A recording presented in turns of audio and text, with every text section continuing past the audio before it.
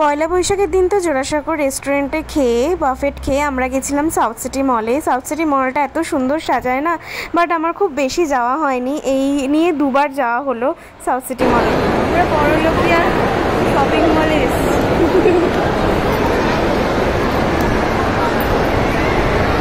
বড়লোকিয়া কথাটা কোথা থেকে শিখেছি?